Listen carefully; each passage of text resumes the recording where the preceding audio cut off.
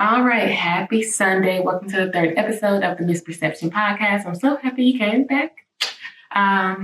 So before I get into this one, I just want to say that next week we're going to have put a small little pin in the podcast, only because I'm very, very new to this, entering the social media field on different social media platforms. It's a lot.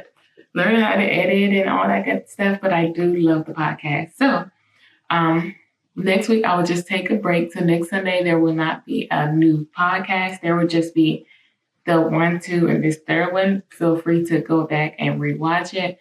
But next week, no podcast episode.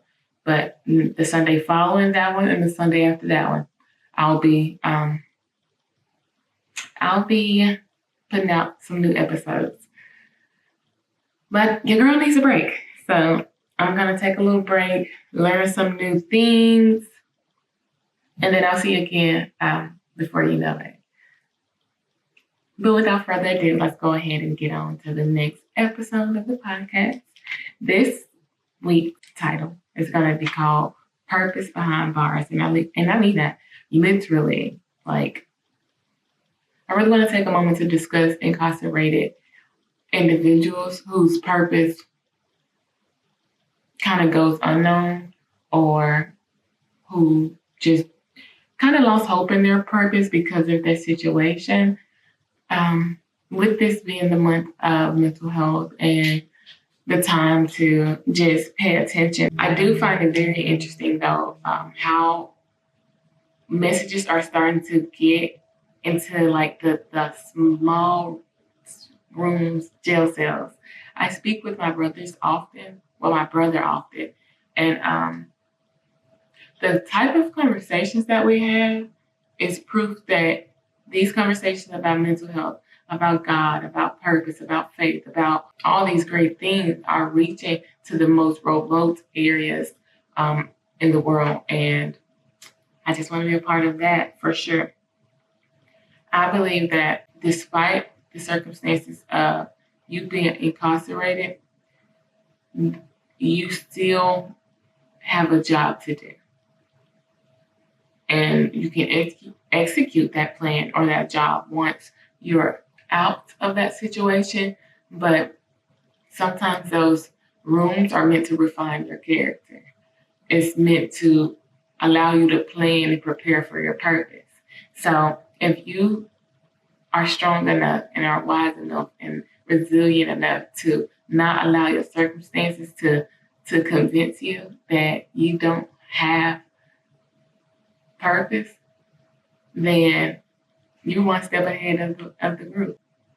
Incarceration emerged a little bit, mass incarceration emerged slightly after slavery. And even during slavery, we saw enslaved people do purposeful work. We saw musicians emerge. We got the blues, we got jazz, we got new dances from that time period. We got inventors, right? We got artists and musicians and people who wrote books, all while facing racial discrimination, facing literal confinement, right? But that's proof in itself that purpose always can bleed through any circumstance, especially if you believe it hard enough, if you have faith in God, if you can really, really, really envision that life for yourself. You can be behind bars and still be a writer. Behind bars, still be an artist. Behind bars, still be a motivational speaker. Behind bars, there are limitations, but your purpose is limitless. If you feel as if the world may have counted you out, don't do it to yourself. If you feel like your family isn't there as much as you would like them to be, maybe that's a part of your purpose. Mending a family, closing gaps. But I hope that this reach parts of the world that feel like they aren't being seen, aren't being heard, aren't being noticed, the parts of the world that is secluded and taken away from just like the majority of society. Your circumstances does not disqualify you from chasing your purpose. You're still going to have to, at the very end, either reach purpose or you don't. There are going to be many circumstances outside of those walls once you're released that outside of those walls that attempts to block you too. But you'll just have to continue on, press forward. But one thing, when you are stuck in a situation, whether that's literally or figuratively, that will serve as like a blockage. And I said this in my first episode, but I know this is so important. When you are stuck and you're not moving forward or you're not moving backward, at least you feel as if you're not moving forward or you're not moving backward, you just stuck in the same place. That sensation, that overwhelming sensation that kind of drives at your emotions, making you angry, making you like not want to try, making you just sad or depressed, whatever emotions that come from it, that's when you leap. That is your hour to leap. And I know this by experience. To think about purpose is yours already. But it's just so very, very difficult to chase. Purpose is difficult to obtain. And I understand that my life at this very moment looks nothing like I would want it to be. The only thing that looks like it wants to be is me. But other than that, like, no, nothing don't really represent the lifestyle that I want to live right now. And that's okay.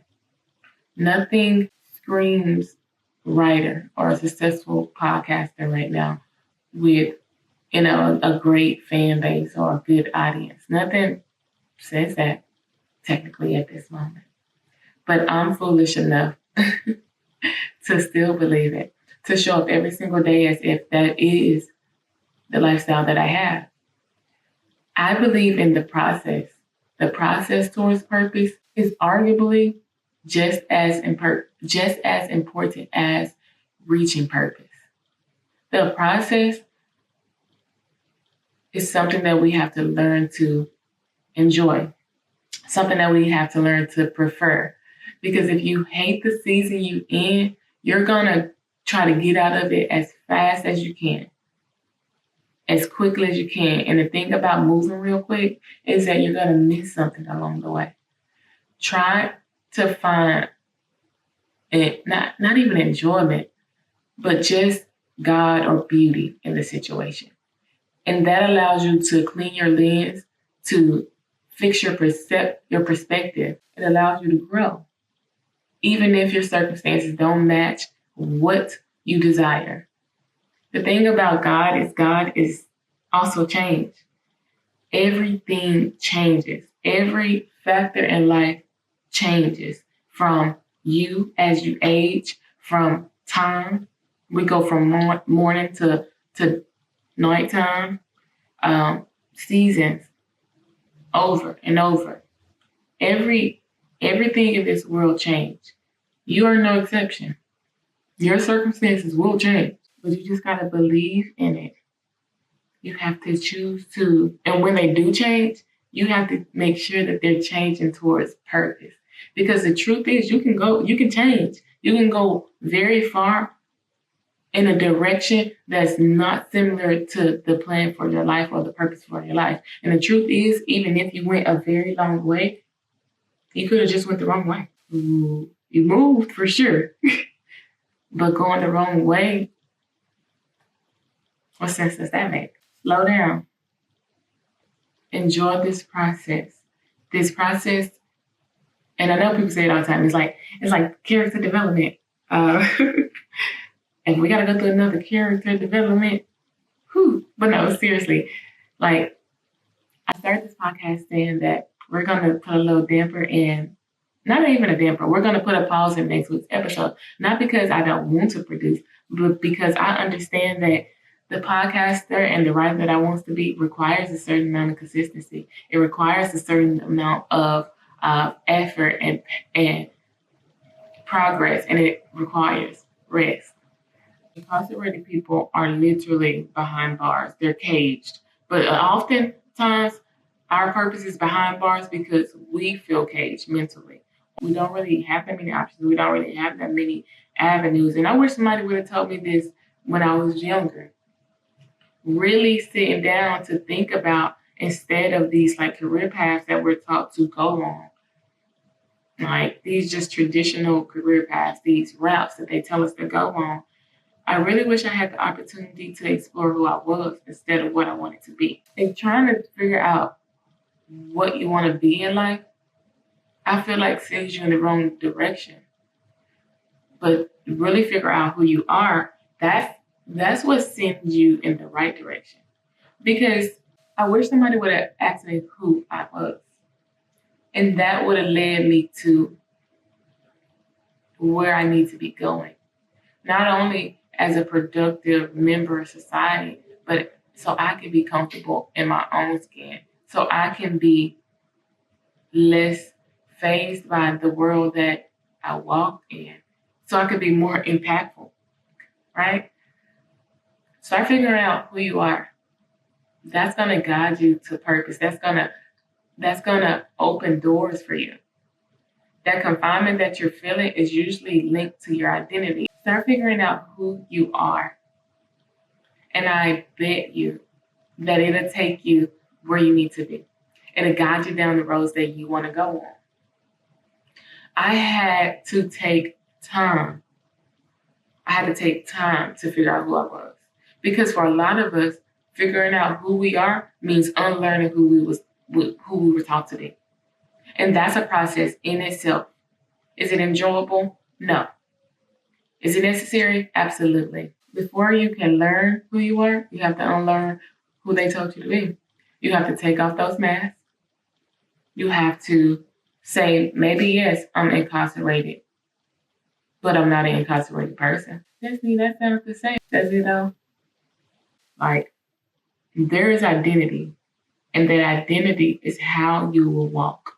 You'll walk under the umbrella of your identity. If the world places you as the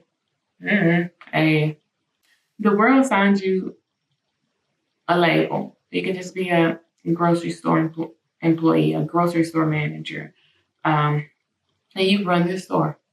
You run this store day in, day out, 40, 50, 60 hours a week. You go home to your family, you do as much as you can possibly do after exerting yourself for 60 hours, and then you do it again for 5 days a week. That's your identity. That becomes your identity, right? What you do for a living, what you do for work, it's a part of your identity. And it always has been.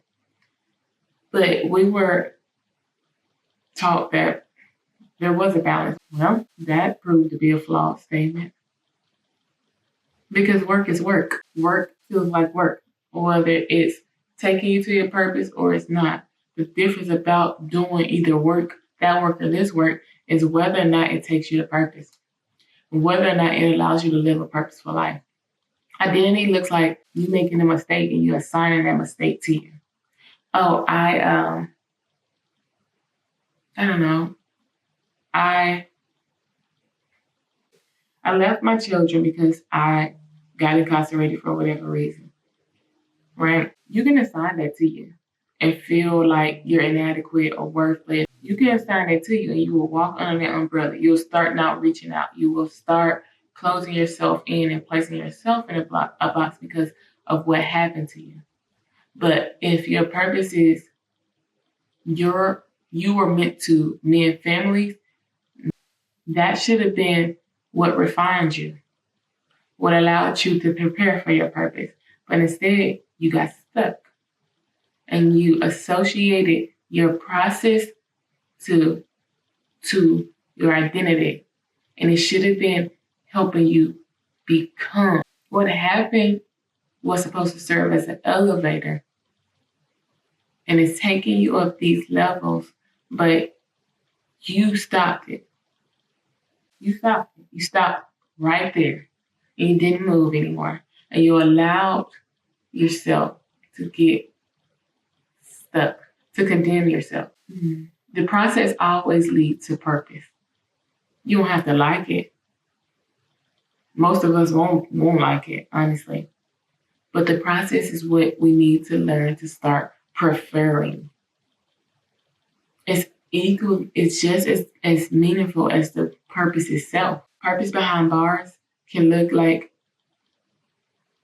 an incarcerated person, but it also looks like a person who's stuck in their head, who's overthinking every single aspect of their life, and consequently, they're not moving. It looks like a person who's depressed and cannot get out of bed every single day. And purpose behind bars look like somebody that's operating under an assignment. Purpose behind bars look like a generation of people who doing exactly what their parents did, and then teaching their children to do exactly what their parents taught them to do. That's purpose behind bars. Sometimes purpose behind bars is unlocked when we decide to let go of things we're used to our family holding on to.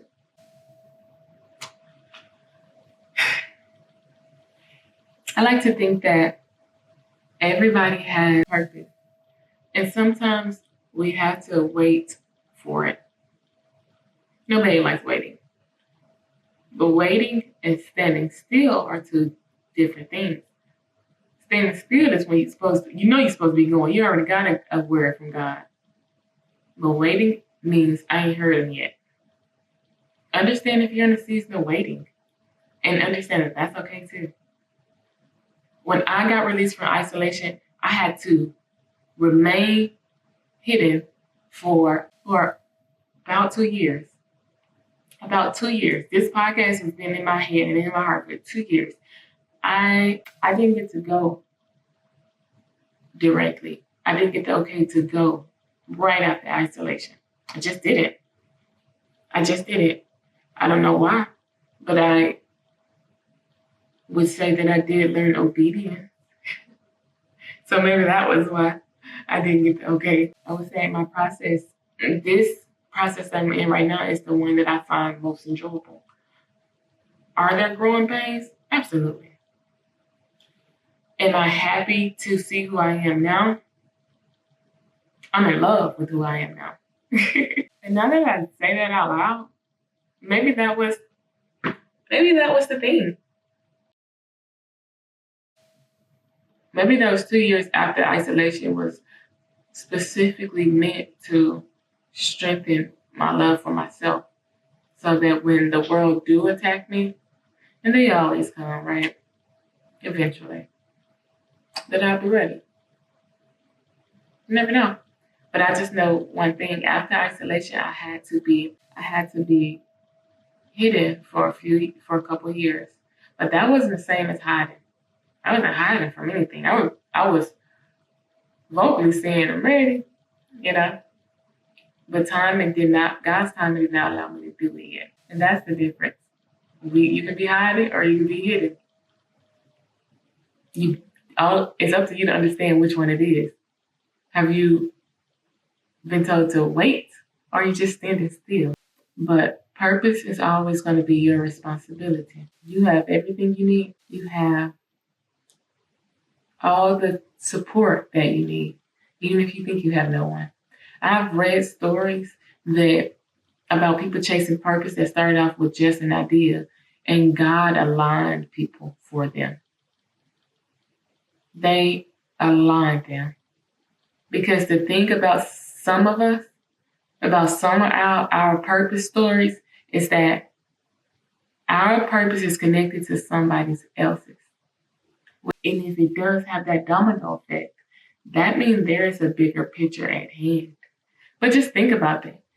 If I'm A, and A has to unlock purpose in order for B to do it, it's interconnected like that, then you need to get to moving. And that's what I mean when I say sometimes we have the ability to break generational curses.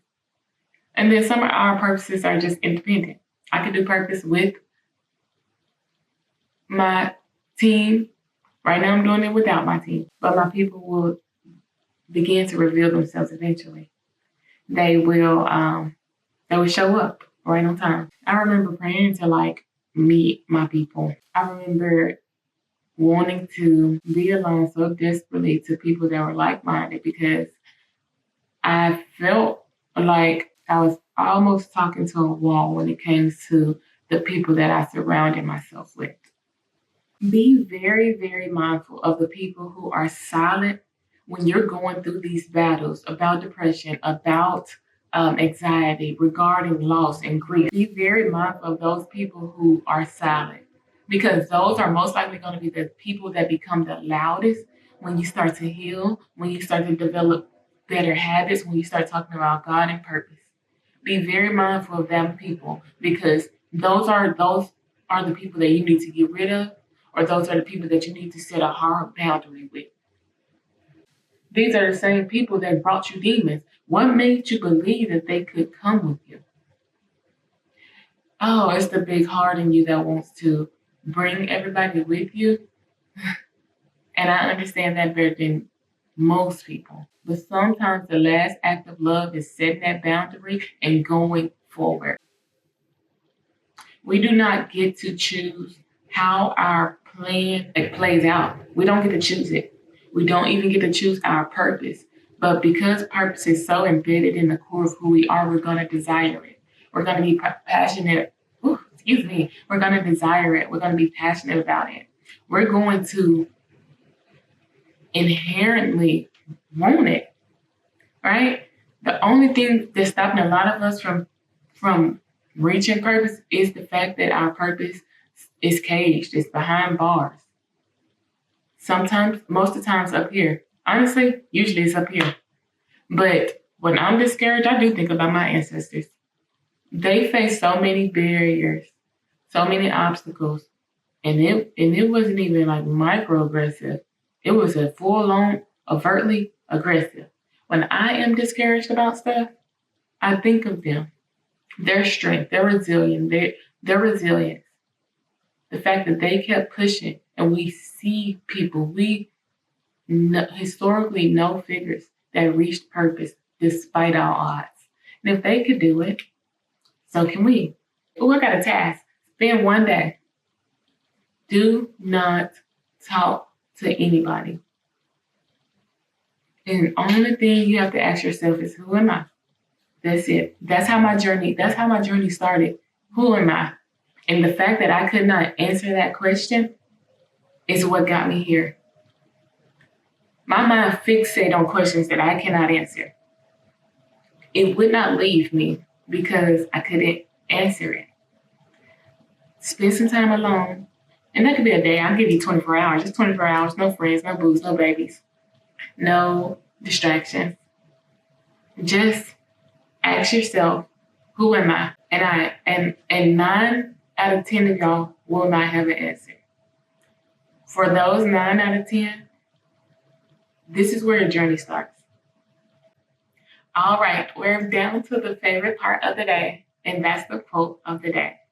And this is a new quote. I just learned this quote. But, well, not just learned this quote, but I recently learned this quote. So this one reads, the difference between a flower and a weed is a judgment. And I'll say it one more time. The difference between a flower and a weed is judgment. And I love this one because this one hits at the point of this podcast. It's all about perception. It's how you approach the situation. It's how you receive the feedback. It's how you enact or how you act after, the feedback. If you perceive something as purposeful, if you associate something with a greater meaning other than yourself or what's visible in front of you, that's how you change your perception. That's how you allow your mindset to not be fixed, but grow despite circumstances. The only difference between the flower and the weed is judgment. resonate on that for a while. And until next time, remember, we're not going to be here next Sunday. So I'll see you on the Sunday after. Bye.